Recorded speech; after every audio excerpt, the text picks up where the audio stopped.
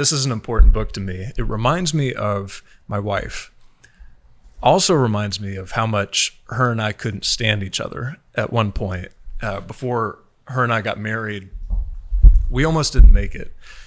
And maybe I'm oversharing, but my wife and I, we've been together since high school, 17 years this year. And I'm so in love with her. I'm so attracted to her. All I want to do is make her happy. And I hope she'd say the same about me. But it wasn't always that way. There was a point, I remember it clearly, where we were constantly arguing, thinking the worst of each other, treating each other like enemies. Then I read this, and the ideas in this book by Carl Rogers were guiding principles that I used to change things between her and I for the better. The book is called On Becoming a Person, and not only did it save my relationship, it transformed the way that I think about relationships. And those are the principles that I want to share with you in this video. So the idea with Rogers when it comes to psychology and relationships really comes down to listening. And don't worry, we're not going to say, just listen and accept the other person for who they are. We're not going to go down that road here. But here's a little backstory to introduce his concept. Rogers was really one of the first clinicians to rethink the dynamic of the therapeutic process.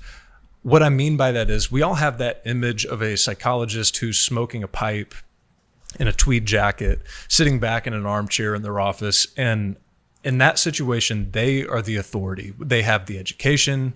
They're supposed to be the one with all the answers, and we are supposed to sit at their feet and seek advice. Rogers had a completely different approach. He wasn't this like high-class intellectual type. He came from humble circumstances, being raised on a farm, very down-to-earth, accessible type of person. He believed that the cardinal sin of therapy was imposing your authority on others. And for him, he was there to act as a scaffold for a relationship that would allow the other person to discover their own capacity in themselves to change and to grow. And the way that he did that was by treating them with what he called unconditional positive regard. So remember how I said my wife and I, before we were married, we were constantly thinking the worst of each other, treating each other like enemies? Well, that's what Rogers is addressing here. It's actually one of the most common cycles that couples get dragged into. And it's the first thing that you're going to have to overcome if you want your relationship to work. It's really predictable. In long-term relationships, couples start to get into conflicts. Me and my wife were no exception to this. You've been together for a long time. Now you've stopped idealizing the other person and you're starting to see who they actually are. And very quickly, it becomes clear that you are two very different people. One of you likes things clean and organized. The other person's a slob. They snore.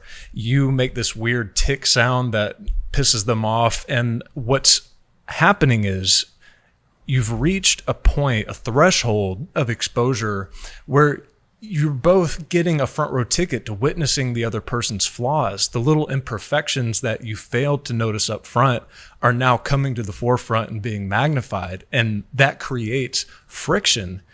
Not only is it friction in the relationship, it also creates internal friction because you start wondering, why in the world am I with this person? They do this, they do that, they're awful. And we tend to start reflexively scapegoating them. It's an ancient mode of conflict resolution that's hardwired into us.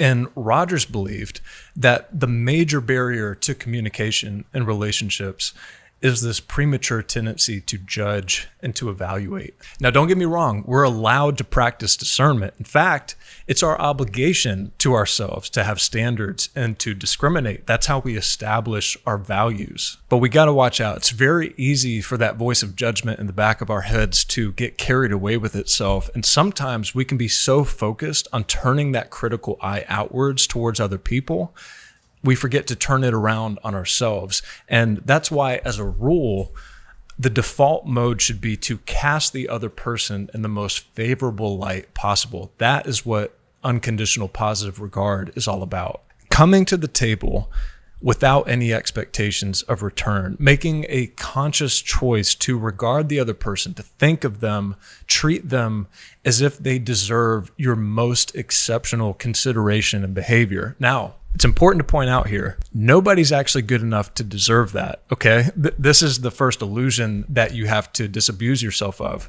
Everyone says, nobody's perfect. We all said that, right, at some point. But we actually, when we come face to face with imperfections of real people, we take off running in the other direction. For me, this really started to sink in for real when I became a dad. Because when they're little, especially when they're babies, kids are basically useless. They eat, they poop, they sleep. That's about it. But give them some time and that baby turns into a person. How does that happen? The way it happens is the baby forms relationships with other people, and those relationships create opportunities for change. The baby is not a static object. They are a process. And the way that you engage with that process influences who that child becomes. And the same rule applies to other relationships. I love this idea of, hey, here's the thought. Instead of treating each other like enemies, let's treat each other like honored guests in our household. Why am I reserving my best behavior for complete strangers? Why am I polite? Why am I giving people the benefit of the doubt that I don't even know? And then when I come home, treating the person that I love like garbage, snapping at the first thing that they say that I don't like, automatically thinking the worst of them. It made no sense, but that was the pattern that her and I both had fallen into. And there's a rule in this book that you can follow to make sure that you're staying on the right track when you disagree with your partner. And here it is. When you're arguing, when you're going back and forth with one another, before you say what you need to say, first, you have to restate the other person's position to their satisfaction. It's like the golden rule of this book. It doesn't mean you have to agree with them. What it means is that you have to demonstrate that you understand their point of view and that you're engaging in this back and forth in good faith. Because what we tend to do is we tend to make a straw man out of their argument. We construct the weakest possible version of their argument, and then we just take it apart. And that's how you get locked in to that cycle of conflict that never ends. So we're coming to the relationship with unconditional positive regard. What's next? This is actually the hardest part, and we have to understand this if we want things to work. It's a little counterintuitive, so let me unpack it. We talked about this tendency to scapegoat, externalize blame instead of turning that critical eye on ourselves, our own behaviors, shortcomings, weaknesses. We don't want to see those things, right? So we tend to put them out of view. But if we want the relationship to work, and that's honestly an open question, believe me, before you think about this, you have to be honest with yourself and consider if you even want to be in this relationship in the first place. Ask yourself that question, because if you don't, you're setting yourself up to fail. So let's assume you've done that and you actually want to be in this relationship. You want things to work out. The next step is to override that tendency to change the other person and focus instead on changing yourself. But Alex, I'm not the one that needs to change. They're the one that does this. They're the one that does that. I try so hard. They need to change. Believe me, I know these arguments. I live these arguments. I still do. That same category of thinking where I want to make myself the victim still comes up from time to time. But still, the thing you have to understand is the problem is, objectively speaking, you're both right. But if you want things to work, at least one of you is going to have to stop pointing the finger and start taking action. Now, the changes you're going to need to make go beyond the scope of this book, but what Rogers does is he outlines the way in which you should approach your relationship if your goal is to actually ignite that understanding and that change that you want to occur. And one of the principles that I resonated with the most was being congruent, making yourself trustworthy, making yourself consistent. Am I the type of person that someone can rely on? Can I rely on myself to act in my own best interest? Honesty. Does the other person know who I am, or am I wearing a mask? Am I hiding things from them? Am I hiding things from myself? And as we start to unravel this, you can see why it's easier for us to point the blame on another person, because when we start to unpack these questions, that can be really difficult and it can be really painful at some points. And I'll tell you, despite the effort, the beauty of this approach is that it cuts out the ambiguity. There's always going to be a part of you that wonders, is it them? Is it me? You're not quite sure. And this gets rid of all that. If you're genuinely and consistently approaching this person out of love and you still see no change taking place, then that's on them. And now you have your answer. The amount of time that it's going to take, I think it depends on the relationship, right?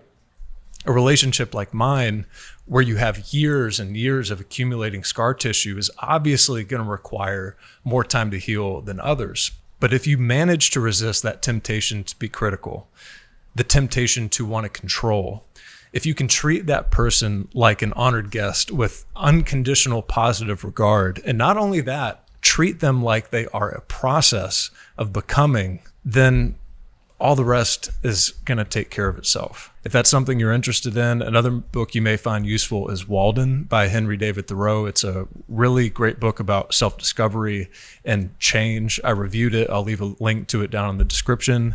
That was Carl Rogers on Becoming a Person. See y'all next time.